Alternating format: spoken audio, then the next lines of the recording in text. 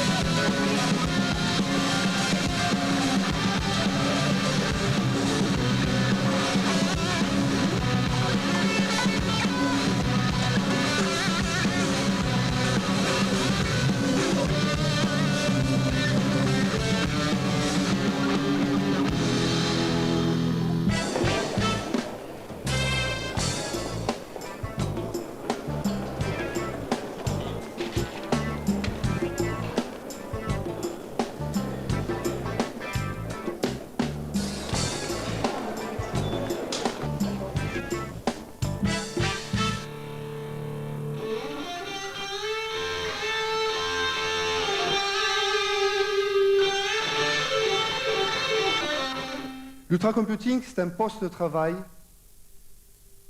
et des serveurs optimisés pour supporter la croissance rapide des réseaux publics et privés. C'est un poste de travail suffisamment puissant pour permettre à l'ingénieur de créer sans attendre et suffisamment convivial pour autoriser la manipulation de données très variées et très complexes. L'ultracomputing, c'est la convergence des réponses aux trois plus grands challenges qui existent aujourd'hui sur le poste de travail. La puissance, les capacités réseau, la visualisation graphique. La puissance d'abord. Aujourd'hui, nous allons vous parler de performance pure, d'architecture 64 bits, de l'utilisation de techniques de supercalculateurs, de vitesse de bus interne très rapide. En bref, nous allons vous parler de rapidité partout. Les capacités réseau. Nous allons parler de communication machine-réseau ultra performante, qui va multiplier par 10 dans un premier temps, puis par 60 les performances de l'interface réseau. Enfin, la visualisation graphique, où nous verrons comment intégrer traitement d'image, manipulation vidéo, graphique 2D et 3D en un seul accélérateur, et ceci apportant des performances étonnantes à un prix extrêmement bas. La convergence de ces trois réponses, c'est l'ultracomputing. Et bien entendu, c'est totalement compatible avec la dizaine de milliers d'applications qui fonctionnent aujourd'hui sur Spark Solaris.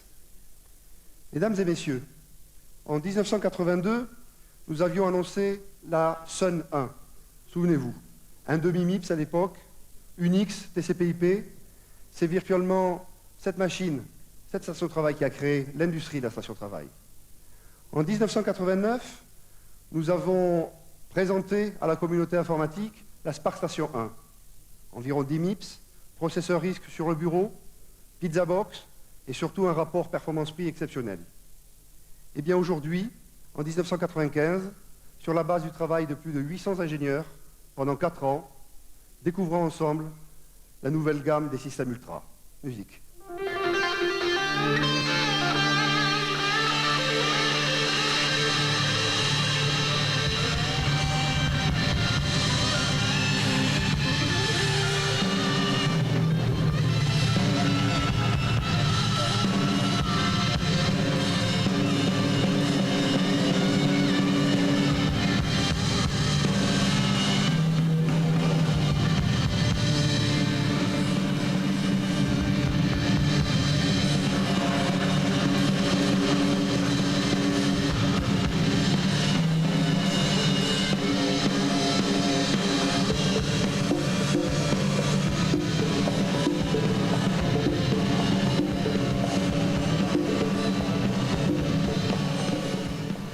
Donc l'Ultra 1 modèle 140, c'est, je le répète, une machine donc, qui fonctionne avec un microprocesseur à 143 MHz. Sa principale caractéristique, c'est qu'elle est à peu près 2 fois plus performante pour un coût de 10 à 30% moins cher que les machines équivalentes sur le marché. Et c'est une station de travail qui offre également, comme d'ailleurs l'ensemble de la gamme, une capacité étonnante. Et je pense notamment à tous les utilisateurs de stations de travail sous Unix qui sont aujourd'hui dans cette salle, c'est qu'elle boot en 45 secondes, multifenêtrage inclus. C'est ça l'Ultra Computing. Nous avons reçu une machine UltraSpark en bêta test avec une version de Solaris 2.5 bêta et nous avons pu effectivement intégrer cette station dans le réseau opérationnel en moins d'un quart d'heure à la place d'une Spark Station 20 actuelle. Donc nous sommes très satisfaits de la compatibilité binaire de la version système utilisée et du processeur et nous avons pu constater effectivement un gain en performance immédiat avec les applications actuelles. Après l'Ultra 1, eh bien, nous avons l'Ultra 1 Creator 3D. Alors cette machine, mesdames et messieurs, outre le fait qu'elle dispose de plus de 350 spec FP de performance flottant, qu'elle fonctionne également avec plus de 250 spec int, avec un processeur UltraSpark à 167 MHz cette fois-ci, je pense que vous allez apprécier cette machine, notamment pour tous les gens qui créent et qui veulent manipuler les données graphiques, vidéo, images, son, car cette station de travail offre, pour un prix extrêmement agressif, des capacités de visualisation graphique étonnantes. Et c'est aujourd'hui possible, en volume, d'avoir ce poste de travail dans les entreprises, sur le bureau de chacun. Nous avons donc eu l'occasion récemment de tester l'UltraSpark. Pour cette première évaluation, nous avons utilisé les logiciels tels qu'ils existaient sur l'environnement Spark Station 10 et 20. Nous avons constaté une amélioration de l'ordre d'un facteur 2 des performances du logiciel, donc sans aucune recompilation, sans aucune modification particulière. Nous comptons poursuivre l'amélioration des performances en utilisant le jeu d'instructions VIS, notamment en matière de 3D. La 3D est une des activités très importantes sur cette station de travail. Nous n'avons pas oublié les groupes de travail avec l'Ultra Server 1. C'est une machine qui est idéale pour les groupes de travail, pour les bases de données. Vous avez plus de 400 TPS et un rapport performance-prix également supérieur de 2-3 fois à ce qui existe aujourd'hui. J'ai pu tester la plupart des versions des stations Sun, donc de la monoprocesseur ou du processeur quadriprocesseur.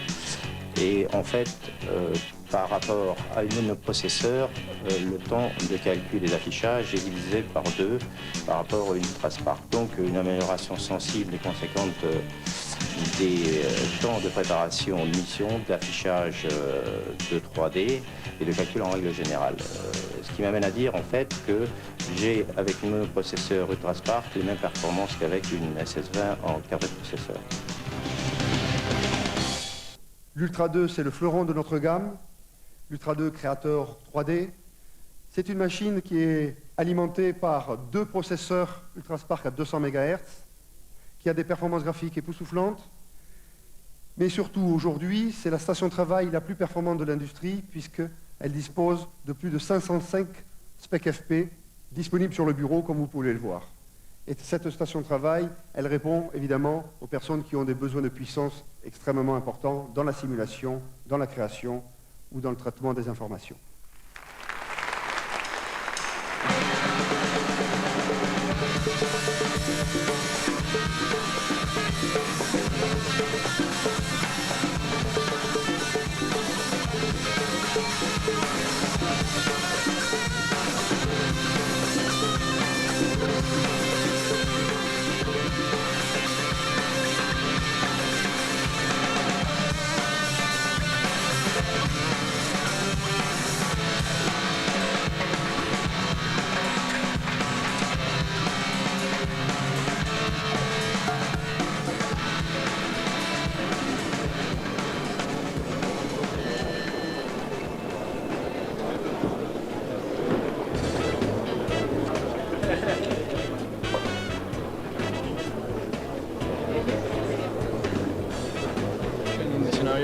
You have some little animation here.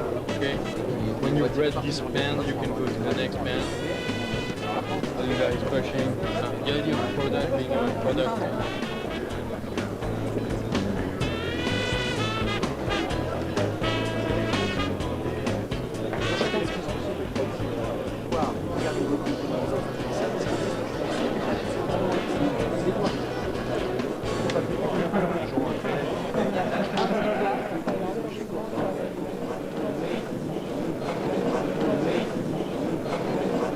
Sun aujourd'hui adresse tous les besoins de l'entreprise. Nous travaillons bien sûr avec un catalogue d'applications extrêmement vaste et on pourrait, pour simplifier, voir qu'à peu près 2 millions d'utilisateurs dans le monde utilisent nos technologies quotidiennement, dont environ 100 000 en France.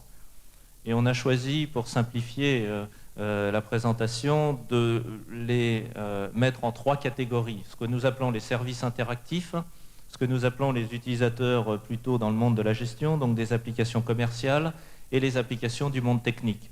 Si on regarde dans le monde des services interactifs, environ 2 serveurs sur 3, presque 2 serveurs sur 3, serveurs Internet, sont des serveurs Sun.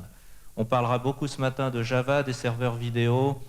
Dans ce domaine-là, Sun a une position effectivement tout à fait unique. Et si on regarde sur les mondes de la gestion, qui représentent un peu plus du tiers de notre chiffre d'affaires, vous voyez que l'arrivée du monde du network computing dans les applications de gestion est réelle. Pratiquement 7 clients nouveaux sur 10 sont des clients qui utilisent nos technologies pour des applications qui sont des applications de gestion. Le dernier composant, c'est clairement le monde technique, c'est là où Sun est né. Et comme vous le voyez, dans ce domaine-là, Sun a une position privilégiée. Depuis les 3 dernières années, nous avons été toujours à la pointe et dans une position tout à fait enviable, qui est la position de numéro 1, et nous entendons bien sûr le rester.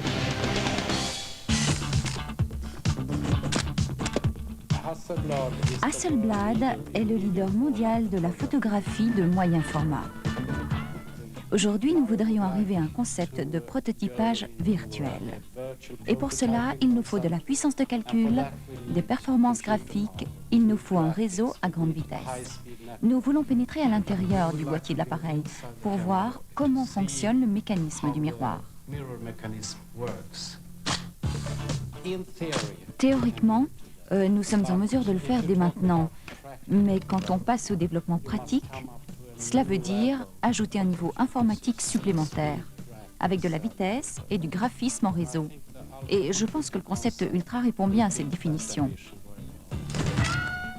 Avec une multiplication par 10 de la capacité du réseau, cela va nous donner réellement la possibilité de travailler en parallèle. Les ingénieurs travaillent, les gens de la production peuvent travailler et les gens de l'animation peuvent travailler en parallèle.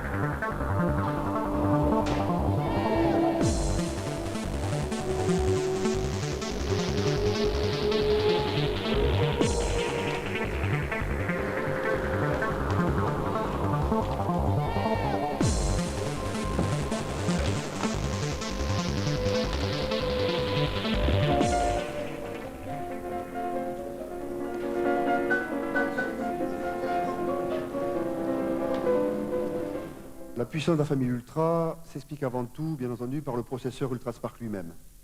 Le processeur UltraSpark est en fait la réunion de 3 processeurs. Un processeur de calcul, un processeur réseau et un processeur multimédia. Tout cela intégré dans une même puce. Cette puce, ce processeur, contient aujourd'hui 5,2 millions de transistors. Il est superscalaire, 4 voies. Il fonctionne d'ores et déjà, bien entendu, en multiprocessing. Et il possède une architecture 64 bits. Alors, un exemple de conversion. Ça, c'était dans l'environnement Bull, un système G-Code7 qui appartient, disons, dans la classe des moyens hautes machines. Puisqu'en fait, on va avoir une configuration qui peut être symétrique. Une base B va être sur le premier serveur. Au niveau composant applicatif, on va retrouver le Spark Cluster de 2000. Avec 8 processeurs, c'est l'équivalent d'avoir 8 cartes graphiques avec l'accélération en vis. Nous sommes allés beaucoup plus loin. Nous avons intégré au sein même du processeur un jeu d'instructions graphiques, le VIS, pour Visual Instruction Set. Ainsi, le VIS permet-il de réaliser des opérations de traitement d'image, de manipulation vidéo, avec un facteur d'amélioration qui va de 24 à 48. Et en fait, le VIS fait d'UltraSpark le premier processeur qui sait réellement manipuler, traiter le pixel. Alors des transformations telles que le blurring ou le sharpening, par exemple, pour le traitement d'image, les zooms, les panoramiques, tout ceci est géré par le VIS, et uniquement le VIS qui est au sein même du processeur. Bien, donc là aussi, processeur VIS pour l'affichage vidéo, on plaque l'image en texture mapping sur les faces du cube, on applique toujours les algorithmes de transformation, de zoom, 3D, on a les algorithmes d'éclairage qui sont là également, absolument. Ce que nous allons faire maintenant, c'est quoi alors? Est-ce qu'on peut faire quelque chose de plus encore? Mais possible effectivement d'appliquer des algorithmes un peu plus sophistiqués, tels que la transparence par exemple, et appliquer de la transparence sur ce modèle géométrique en temps réel. Bien, alors c'est ce que nous allons voir. Voilà. Voilà, donc là c'est encore plus spectaculaire. Mesdames et messieurs, vous avez là en plus donc une transparence qui est réalisée sur les 6 faces du cube.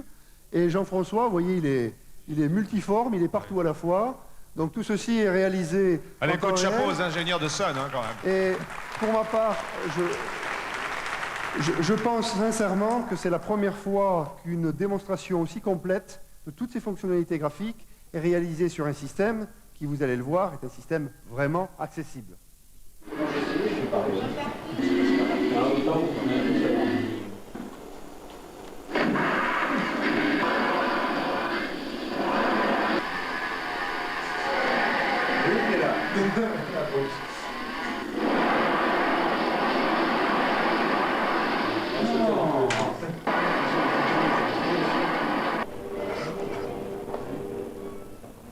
Et en fait, en fonction de ton déplacement, tu vas interagir sur la scène qui est en face de toi. D'accord. Tu vas traverser le stade. Je peux avancer, je peux reculer, Voilà. je peux bouger. Voilà. Parce que le capteur, il sera connu par chemin.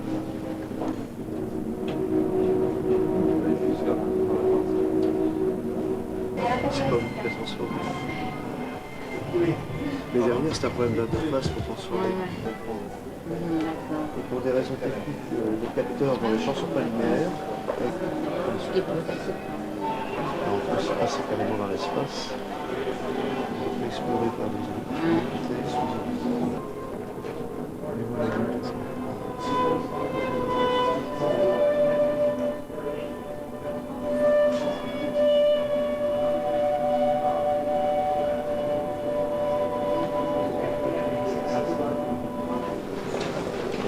Laissez-moi vous montrer ceci. Je pense que vous reconnaissez, Jean-François, ce panneau, voilà. Même si aujourd'hui c'est un petit peu inconcevable de rouler cette allure. D'accord ? Eh bien, je pense que, très honnêtement, votre voiture est bien plus puissante et peut largement dépasser les 130 km/h. Oui, on ne dira pas jusqu'au-là, mais... D'accord, on taira le chiffre. Donc, mais voilà, les canaux de communication en dehors des jours de grève, comme les autoroutes, vous limitent et ne vous permettent pas de profiter pleinement des performances de votre voiture. Imaginez que ces 130 km/h, ce soit l'Ethernet à 10 mégabits par seconde, donc l'Ethernet que vous connaissez. Qu'est-ce qui se passerait si un matin, vous découvrez ce panneau. Oui. Je pense que ça serait une expérience tout à fait nouvelle avec votre voiture. Oui. Oui, d'accord.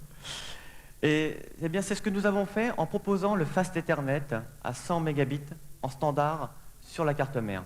C'est encore l'ultra computing.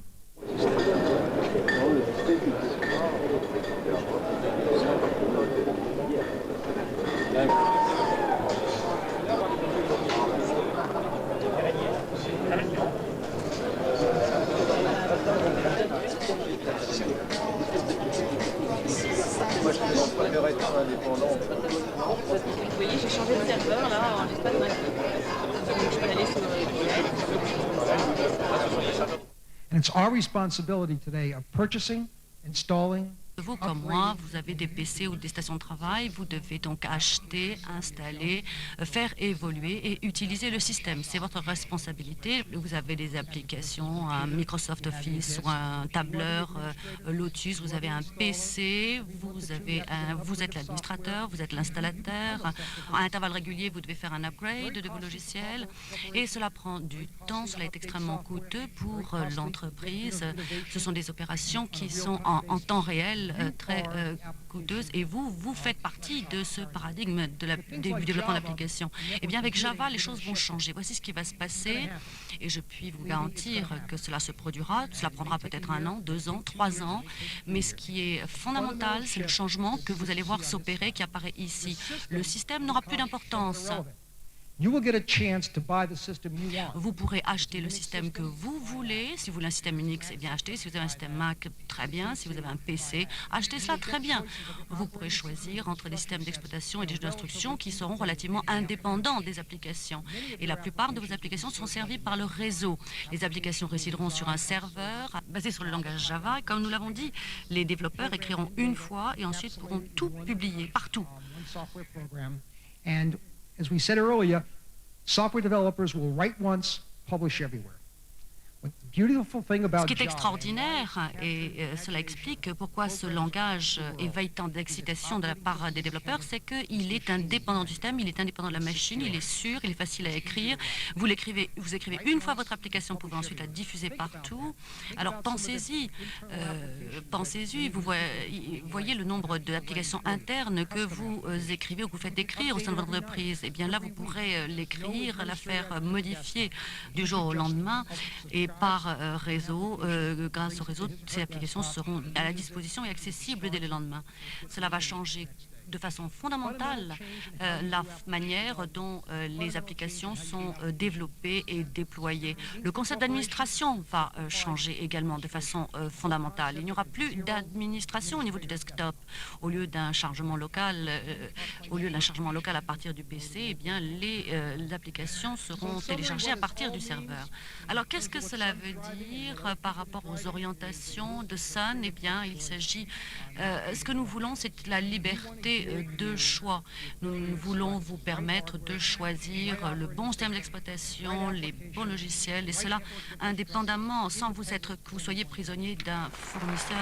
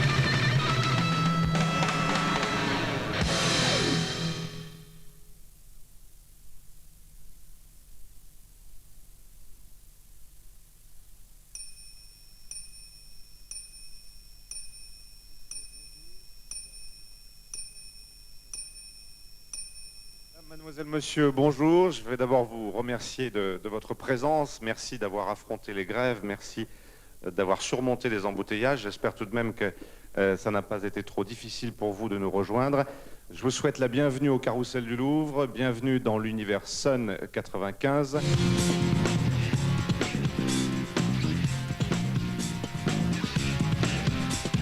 Tout d'abord, bonjour à tous. Merci de vous joindre à nous pour cette journée. Donc nous entrons clairement de plus en plus, tous les jours, un peu plus dans le monde des applications du numérique. Donc clairement, le numérique est en train d'inonder notre quotidien. On parle de CD-ROM, on parle de multimédia. On pourrait ajouter aussi des phénomènes mondiaux tels que la dérégulation. Tout ça fait que de plus en plus d'échanges échappent clairement à la notion de frontière, à la notion de pays. L'idée est vraiment d'apporter ces besoins du client au sein de l'entreprise, au sein de ses processus, pour la rendre beaucoup plus réactive et beaucoup plus compétitive. Alors, notre mission à nous, Sun, notre raison d'être, c'est bien sûr depuis une quinzaine d'années d'avoir su développer une plateforme technologique qui permet justement de matérialiser, si vous voulez, toutes ces relations qui sont en train de se créer au sein de l'entreprise, mais encore une fois, à l'extérieur de l'entreprise. Et c'est ce que nous appelons le network computing. Il nous est apparu qu'avant d'infliger ces traitements du network computing à nos clients, il fallait que l'entreprise Sun les maîtrise. Et depuis maintenant une dizaine d'années, l'entreprise Sun utilise les technologies pour ses propres besoins. Lesquelles technologies, évidemment, sont les technologies que nous allons aussi voir pendant cette journée. Et on s'aperçoit que dans ce cadre-là, nous avons depuis une dizaine d'années eu l'occasion de réaliser des performances industrielles tout à fait exceptionnelles. Tous les secteurs de l'entreprise chez Sun utilisent les technologies qui actuellement sont des technologies que nous proposons. Et vous voyez que comparer nos performances aux performances d'autres sociétés de notre industrie, les résultats de Sun sont absolument extraordinaires. Vous voyez là 48% de croissance, c'est une moyenne annuelle sur les 10 dernières années. 46% des bénéfices, c'est aussi la moyenne annuelle sur les 10 dernières années, ce qui représente évidemment une performance tout à fait significative. Sun aujourd'hui adresse tous les besoins de l'entreprise. Nous travaillons bien sûr avec un catalogue d'applications extrêmement vaste et on pourrait, pour simplifier, voir qu'à peu près 2 millions d'utilisateurs dans le monde utilisent nos technologies quotidiennement, dont environ 100 000 en France. Et on a choisi, pour simplifier la présentation, de les mettre en 3 catégories. Ce que nous appelons les services interactifs, ce que nous appelons les utilisateurs plutôt dans le monde de la gestion, donc des applications commerciales, et les applications du monde technique.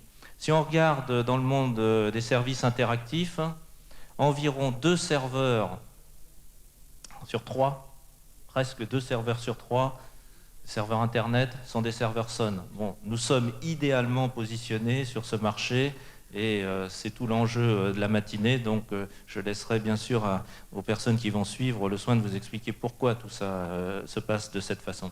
OpenTV, c'est donc un accord stratégique que nous avons fait avec un grand groupe français qui s'appelle Thomson. Là aussi, Sun a une offre tout à fait originale. On parlera beaucoup ce matin de Java, des serveurs vidéo. Dans ce domaine-là, Sun a une position effectivement tout à fait unique. Et si on regarde sur les mondes de la gestion, qui représentent un peu plus du tiers de notre chiffre d'affaires, vous voyez que l'arrivée du monde du network computing dans les applications de gestion est réelle. Pratiquement 7 clients nouveaux sur 10 sont des clients qui utilisent nos technologies pour des applications qui sont des applications de gestion. On parlera beaucoup, notamment avec nos partenaires, et je suis persuadé que vous aurez l'occasion d'aller visiter, bien sûr, l'exposition qui est attenante. Vous verrez des applications de gestion intégrée, des applications de data warehousing, des applications qui sont, à l'évidence, le nouveau monde de la gestion, et ça représente environ un tiers de notre chiffre d'affaires. Le dernier composant, c'est clairement le monde technique, c'est là où Sun est né. Et comme vous le voyez, dans ce domaine-là, Sun a une position privilégiée. Depuis les 3 dernières années, nous avons été toujours à la pointe est dans une position tout à fait enviable, qui est la position de numéro 1, et nous entendons bien sûr le rester. Les annonces que vous allez voir aujourd'hui vont encore conforter à l'évidence cette position de Sun sur ces marchés techniques.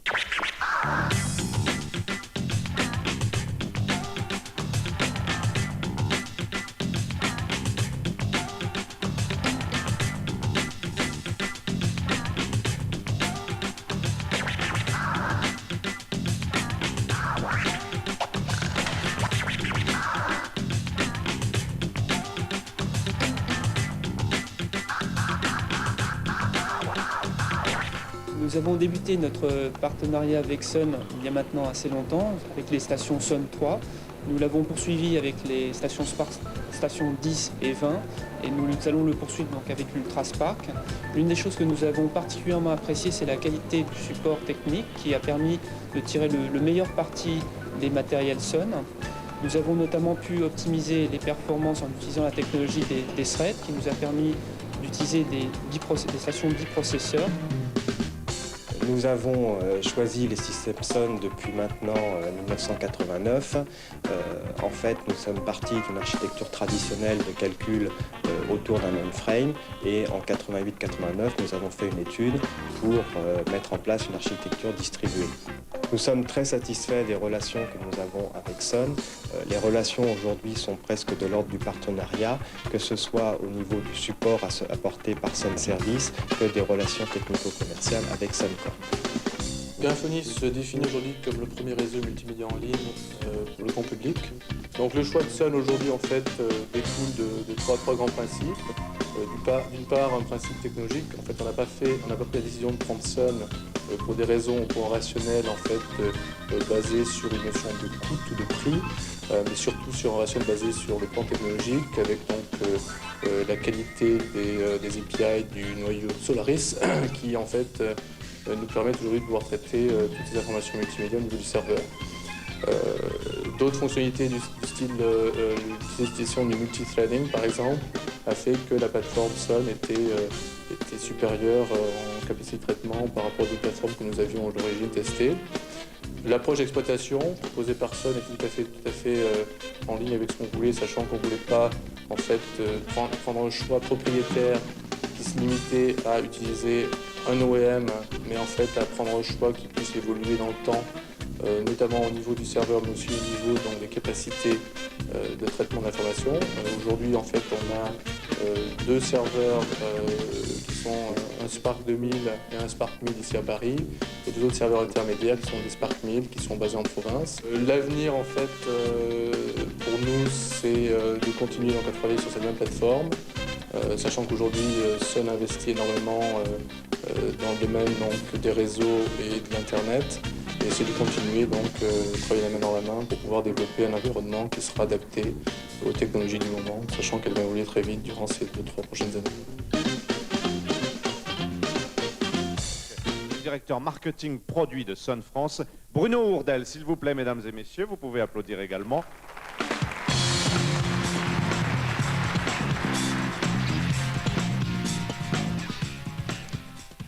Alors Bruno, on vient de décrire Sun comme une société en pleine réussite, qui marche fort, qui est en pleine santé. Je peux dire qu'en premier lieu, Sun, dès sa création, a basé toute sa stratégie sur Unix et les systèmes ouverts. Durant ces 14 années, nous avons développé une grande expertise dans le domaine Unix, le domaine des réseaux et du client-serveur. Autre point de différenciation, je pense que c'est aussi la partie innovation technologique. Nous sommes les créateurs de technologies telles que NFS, Spark, Wabi et plus récemment de Java, dont on va parler assez longuement aujourd'hui. Il faut noter toutefois que cette technologie ne reste pas la propriété exclusive de Sun. Sun est ouvert. Ça signifie que ces technologies sont mises à la disposition de l'industrie informatique, nos partenaires, nos clients et même nos concurrents. Java ouvre aujourd'hui, je pense, une nouvelle ère pour la conception d'applications réseau.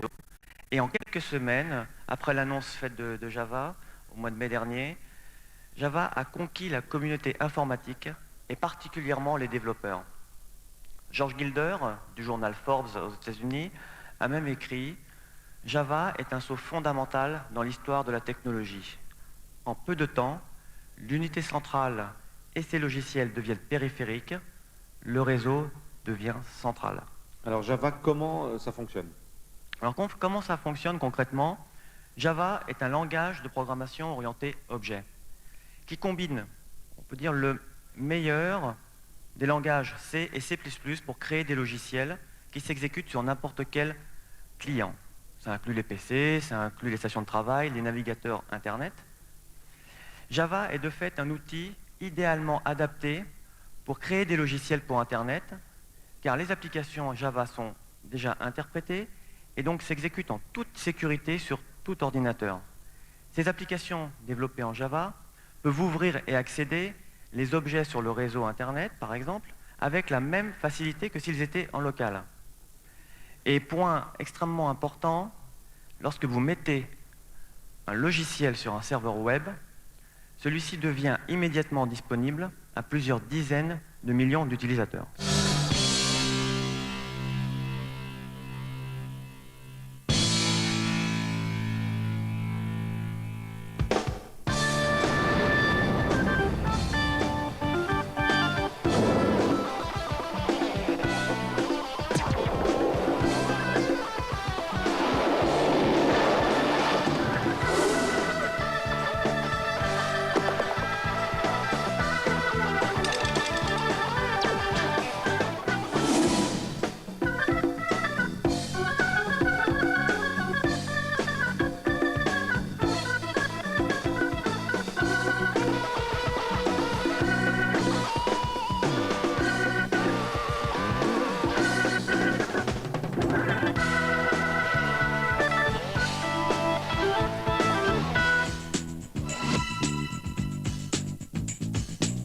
Bien, nous sommes réunis aujourd'hui dans cette salle pour entrer dans une nouvelle dimension.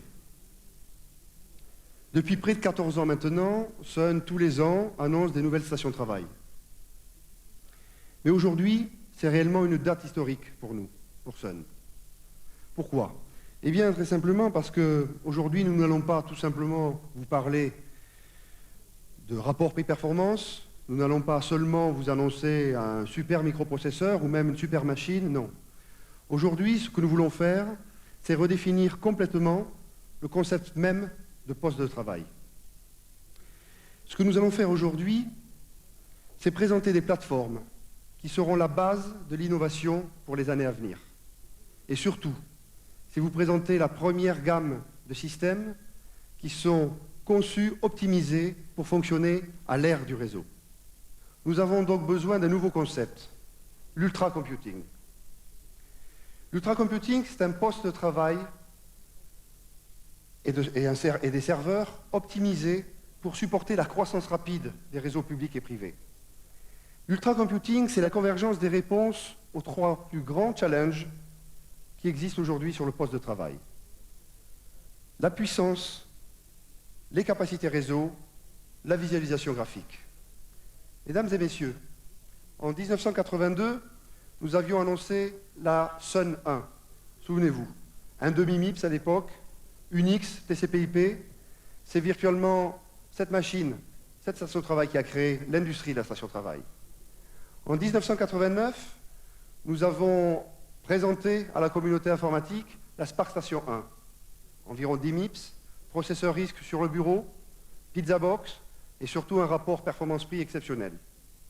Et bien aujourd'hui, en 1995, sur la base du travail de plus de 800 ingénieurs, pendant 4 ans, découvrons ensemble la nouvelle gamme des systèmes ultra. Musique.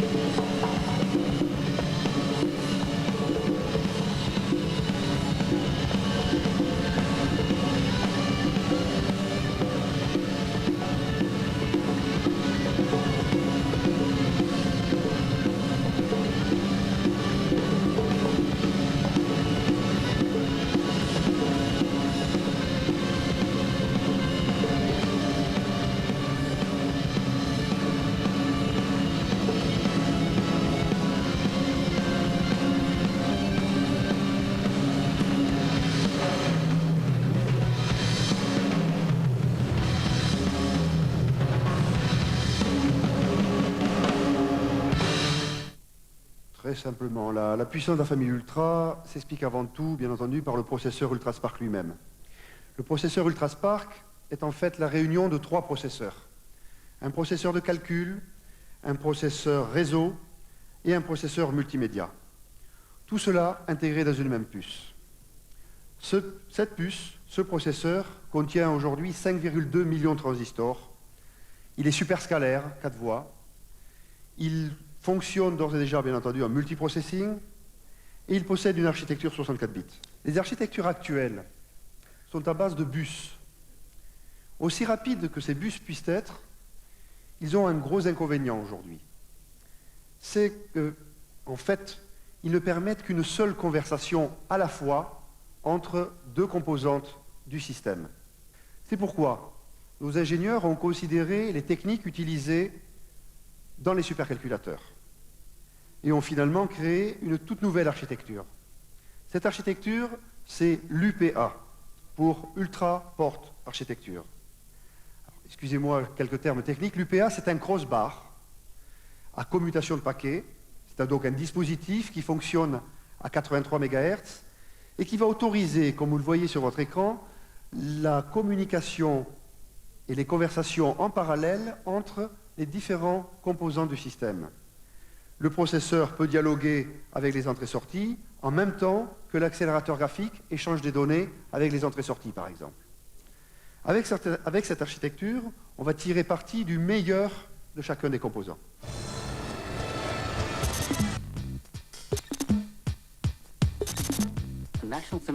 National Semiconductor est une société mondiale. Nous produisons une quantité énorme de données et il est absolument essentiel que nous puissions distribuer ces données dans toute l'entreprise, entre les gammes de produits, entre les divisions. Il est absolument inacceptable qu'un ingénieur doive se carrer dans son fauteuil pour attendre des calculs qui prennent 60, 70 et parfois 100 heures.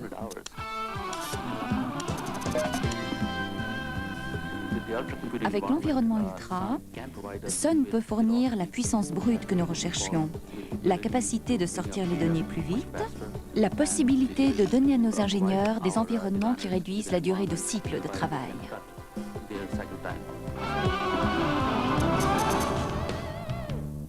Donc chez Renault, nous utilisons les systèmes Sun dans le domaine informatique, technique et scientifique. Plus concrètement, ces systèmes sont utilisés dans les domaines du calcul scientifique et de la CAO pour les directions ingénierie véhicule et direction mécanique de Renault Automobile. Nous avons reçu une machine UltraSPARC en bêta-test avec une version de Solaris 2.5 bêta et nous avons pu effectivement intégrer cette station dans le réseau opérationnel en moins d'1 quart d'heure à la place d'une Spark Station 20 actuelle. Donc nous sommes très satisfaits de la compatibilité binaire de la version système utilisée et du processeur et nous avons pu constater effectivement un gain en performance immédiat. Chez Matracap System, nous utilisons des stations Sun dans des contextes de systèmes de commandement et plus principalement dans les systèmes de préparation de mission. J'ai pu tester la plupart des versions des stations Sun, donc de la monoprocesseur, du processeur quadriprocesseur.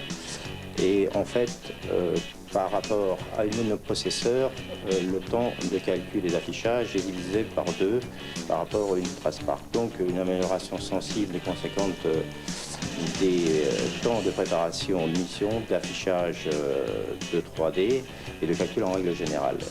Ce qui m'amène à dire en fait que j'ai avec une monoprocesseur UltraSPARC les mêmes performances qu'avec une SS20 en quadriprocesseur.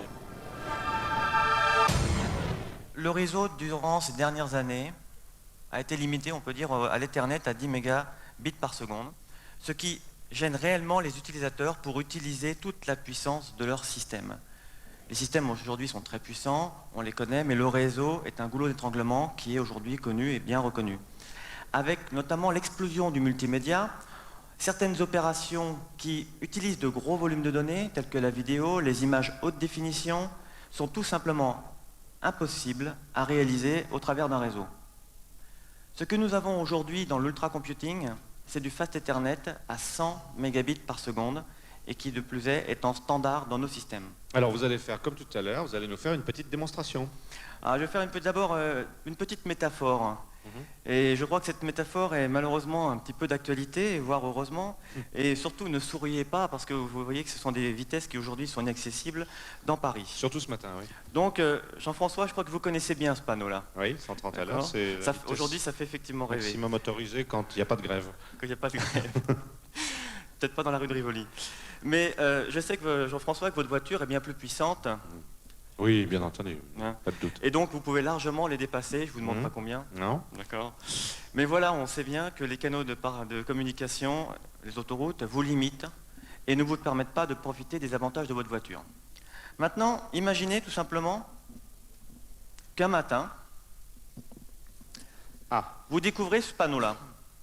Je pense que ça serait une expérience tout à fait nouvelle, surtout avec votre voiture. Oui, je m'interrogerai sur mes capacités de perception des choses, mais enfin bon. Bon, bah grosso modo, c'est ce que nous avons fait en proposant le Fast Ethernet à 100 mégabits en standard sur la carte mère. C'est encore l'ultra computing. Mais je vais vous montrer concrètement l'effet du 100 mégabits par seconde. Sur l'écran, vous voyez en bas à droite une image vidéo haute définition qui s'affiche au travers d'un réseau à 10 mégabits par seconde. En haut à gauche, vous avez une image haute définition, la même vidéo, qui s'affiche à travers un réseau de 100 mégabits par seconde.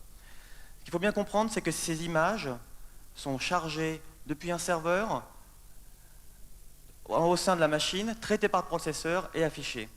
La première image est à environ 3 images par seconde, la première vidéo pardon, est à environ 3 images par seconde, la seconde image est à 25 images par seconde, qui est sa vitesse naturelle d'enregistrement. Donc là, nous avons une concrétisation immédiate de ce que représente l'avantage du 100 mégabits par seconde.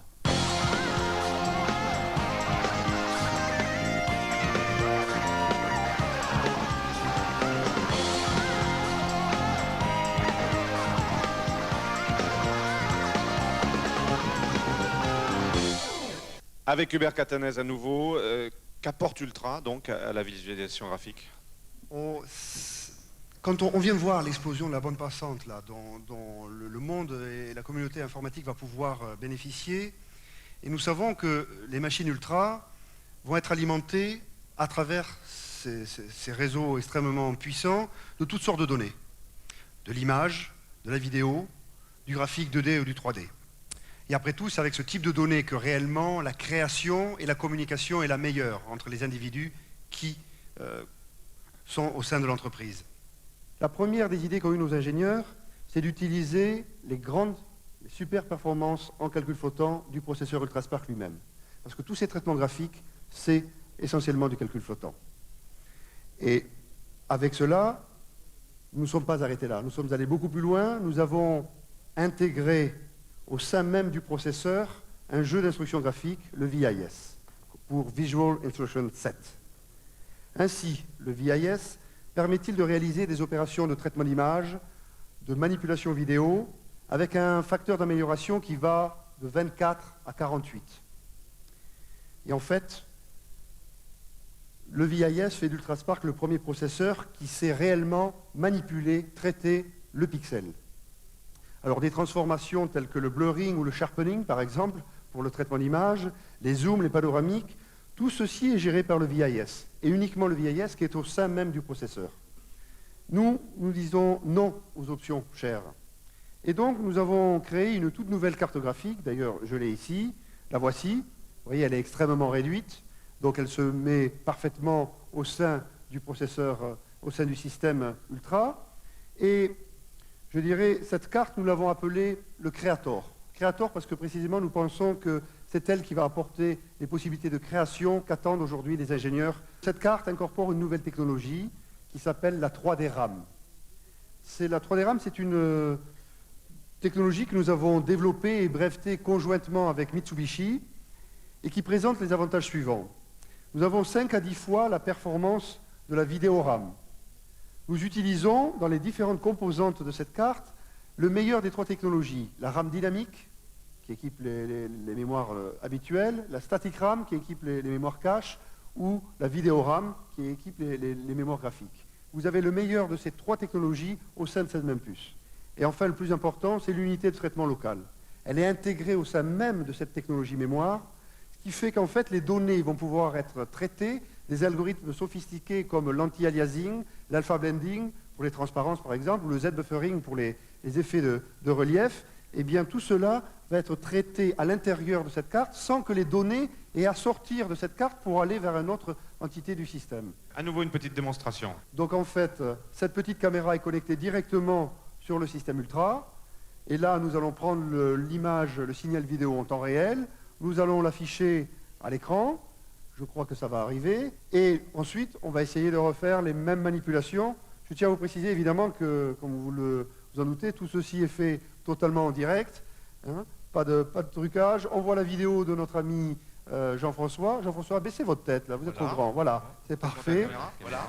Ça vous va comme ça? Attendez, on va remonter la caméra. Voilà, vous êtes bien. Voilà. Est-ce que tout le monde vous va? voit? Oui, voilà, vous pouvez faire bonjour. Voilà, donc bonjour, voilà, messieurs, dames. système vidéo tout à fait classique. Alors, on recommence la manip. La même Ça va chose. peut-être prendre un peu plus de temps. Non, c'est immédiat. Donc vous voyez là aussi la texture mapping qui est effectuée sur les 6 faces du cube. Bien, donc là aussi, processeur VIS pour l'affichage vidéo. On plaque l'image en texture mapping sur les faces du cube. On applique toujours les algorithmes de transformation, de zoom, 3D. On a les algorithmes d'éclairage qui sont là également, absolument. Ce que nous allons faire maintenant, c'est quoi alors? Est-ce qu'on peut faire quelque chose de plus encore? Mais possible effectivement d'appliquer des algorithmes un peu plus sophistiqués, tels que la transparence par exemple, et appliquer de la transparence sur ce modèle géométrique en temps réel. Bien, alors c'est ce que nous allons voir. Voilà. Voilà, donc là c'est encore plus spectaculaire. Mesdames et messieurs, vous avez là en plus donc une transparence qui est réalisée sur les 6 faces du cube. Et Jean-François, vous voyez, il est multiforme, il est partout à la fois. Donc tout ceci est réalisé. Allez, coup de chapeau réel. aux ingénieurs de Sun, hein, quand même. Et pour ma part, je pense sincèrement que c'est la première fois qu'une démonstration aussi complète de toutes ces fonctionnalités graphiques est réalisée sur un système qui, vous allez le voir, est un système vraiment accessible. Hasselblad est le leader mondial de la photographie de moyen format. Avec une multiplication par 10 de la capacité du réseau, cela va nous donner réellement la possibilité de travailler en parallèle. Les ingénieurs travaillent, les gens de la production peuvent travailler et les gens de l'animation peuvent travailler en parallèle. General Electric est une société numéro 1 dans l'imagerie médicale, avec une activité qui va de l'acquisition, des scanners, de l'IRM, des salles d'angiographie, de la radiologie, au post-traitement et à l'analyse des images. L'aspect qui nous intéresse ici plus particulièrement, c'est tout ce qui est analyse des images et post-traitement sur station de travail. Et nous avons donc eu l'occasion récemment de tester l'Ultraspark. Pour cette première évaluation, nous avons utilisé les logiciels tels qu'ils existaient sur l'environnement Spark Station 10 et 20. Nous avons constaté une amélioration de l'ordre d'un facteur 2 des performances du logiciel, donc sans aucune recompilation, sans aucune modification particulière. Nous comptons poursuivre l'amélioration des performances en utilisant le jeu d'instructions VIS, notamment en matière de 3D. La 3D est une des activités très importantes sur cette station de travail. J'appelle Monsieur Ed Zander, le président de Sun Microsystem Computers. Monsieur Ed Zander.